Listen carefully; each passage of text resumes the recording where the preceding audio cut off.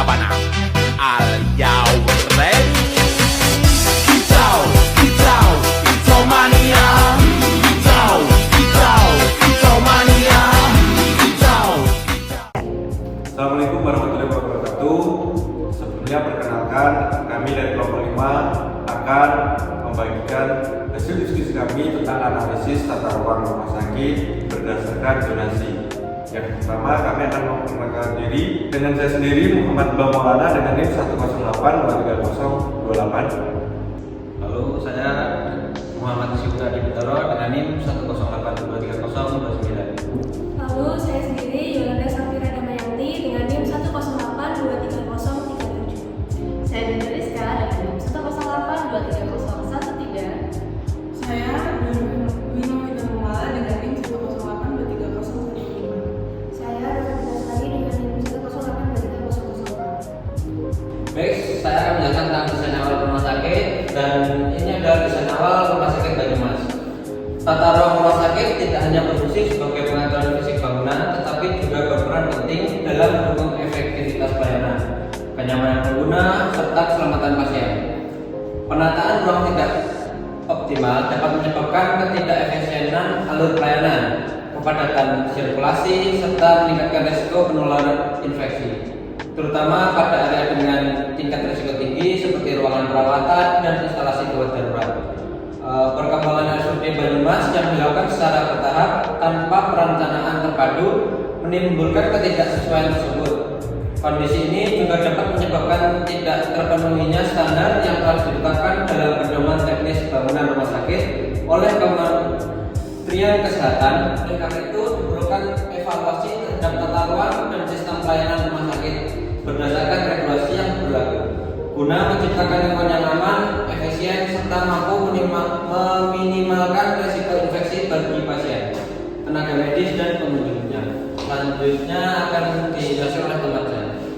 Selanjutnya kita masuk ke konsep zonasi rumah sakit. Dalam perencanaan rumah sakit, zonasi dibuat untuk memisahkan area berdasarkan tingkat risiko infeksi, berdasarkan privasi dan fungsi pelayanan. Pengelompokan zonasi mendukung efektivitas pelayanan dengan menekankan ruang yang saling berhubungan dan memisahkan ruang yang berisiko tinggi atau membutuhkan privasi tinggi. Di sini terdapat 3 zona. Yang pertama ada zona merah. Ruangan yang termasuk zona merah ada ICU, ada OK, ada IGD, resusitasi, isolasi, CSSD, ada NICU dan PICU. Zona merah merupakan area dengan potensi infeksi tinggi dan membutuhkan kontrol akses ketat. Karakteristik zona merah yakni ditandai dengan akses yang terbatas, sterilisasi tinggi, petugas menggunakan APD dan jalur pasien kritis cepat dan langsung. Kemudian ada zona kuning. Ruangan yang termasuk zona kuning yakni ada rawat inap, lab, radiologi, rawat jalan, dan farmasi. Zona kuning merupakan area transisi antara publik dan privat. Zona ini termasuk pada kategori semi publik dengan risiko infeksi sedang. Zona kuning ditandai dengan karakteristik pasien dan keluarga dapat mengakses dengan aturan tertentu, pengawasan petugas masih tinggi, dan terkoneksi ke zona merah dan hijau. Kemudian yang terakhir ada zona hijau.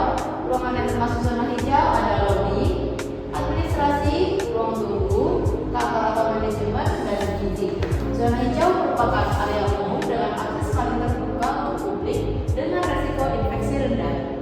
Zona hijau ditandai dengan karakteristik akses bebas pengunjung, fungsi administratif, dan penerimaan pasien, serta minim risiko terkontaminasi. Untuk selanjutnya, konsep alur rumah sakit. Salah satu masalah awal di rumah sakit umum daerah Banyumas adalah semua kendaraan dan pengguna masuk dari pintu, sehingga menimbulkan kepadatan dan percampuran sirkulasi.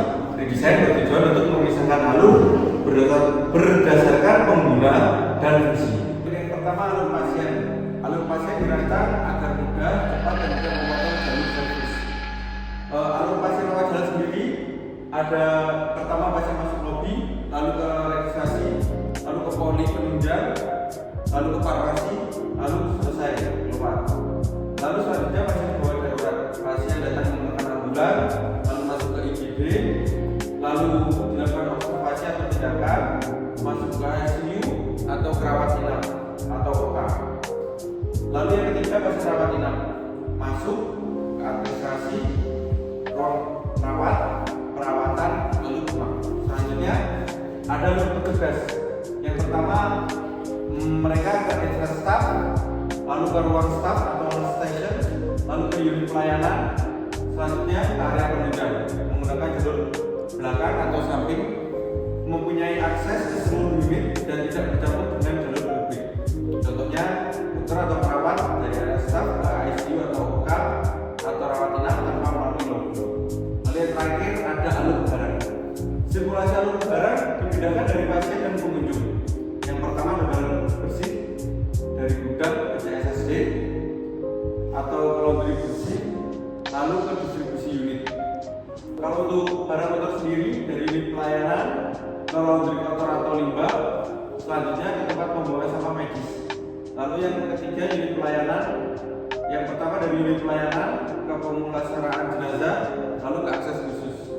Lalu yang terakhir servis melalui area belakang tidak melewati koridor publik, ada entrance service khusus.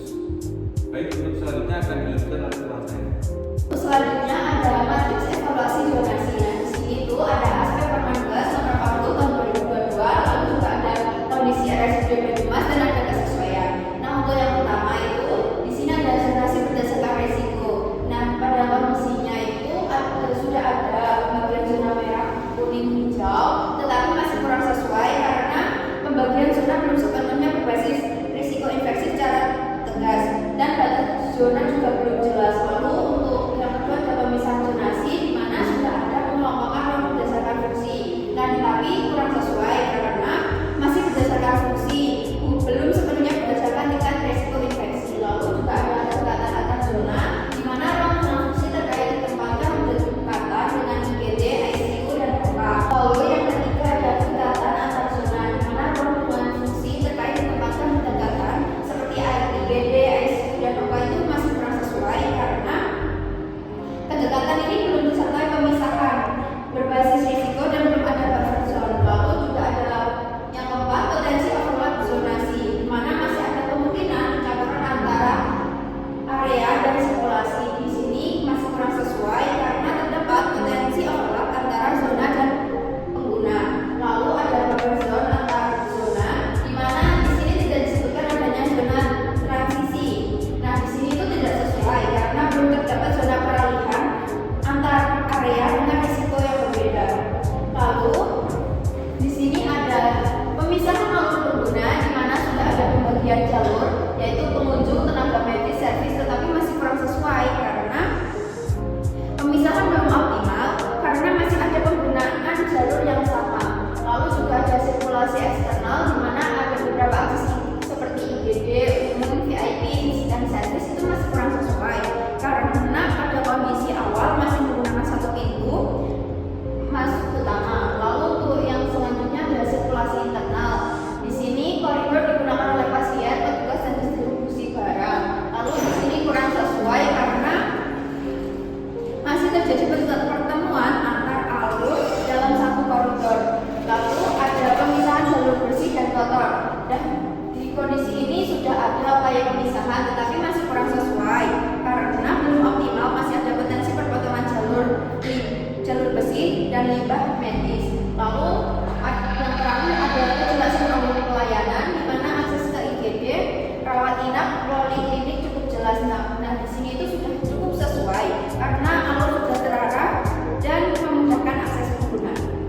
Baik, pada bagian ini kami akan membahas hasil analisis zonasi di RSUD Banyumas berdasarkan Permenkes nomor 40 tahun 2022.